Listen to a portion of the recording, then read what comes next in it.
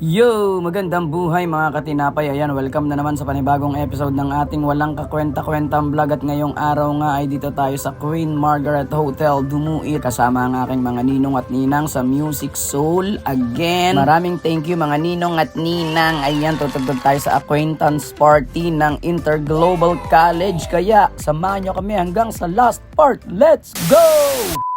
Dito nga hinihintay ko na yung aming gitarista na si Jiro at naandyan na nga pala siya, dumating na, dala ang kanyang wagon, yung kanyang tricycle guys. Ipagdadrive ko nga pala si Jiro, kung nga pala ang kanyang driver at hindi pwedeng pag magdadrive tayo ng tricycle ay hindi tayo naka-helmet, kaya maghe-helmet tayo guys, baka ka tayo mahuli ni Mr. Go. Idol pa naman natin yan si Mr. Gabriel ko, shout out po sa inyo. Ayan, walang huli, naka-helmet ang driver, yung backride lang ang wala, baka mahuli pa rin tayo. Kinapos na naman ng hininga. Ayun nga guys, dire-diretso na tayo, mamaya na ulit tayo magbibideo at tayo magdadrive na lang. Focus muna tayo sa pagdadrive. Yun.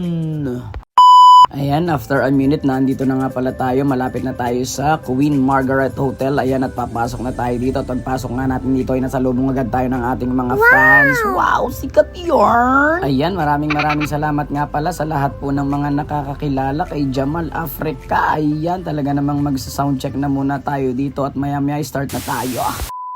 Ayun, wag na natin patagalin guys. Sayawan na tayo kasama ang ating mga ninong at ninang sa Music Soul!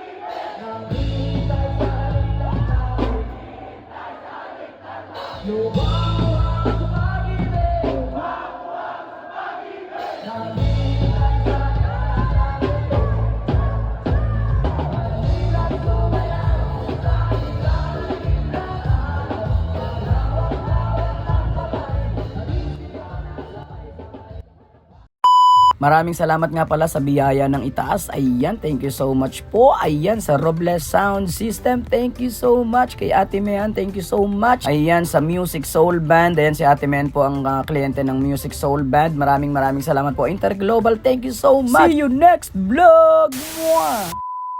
Tinapay TV.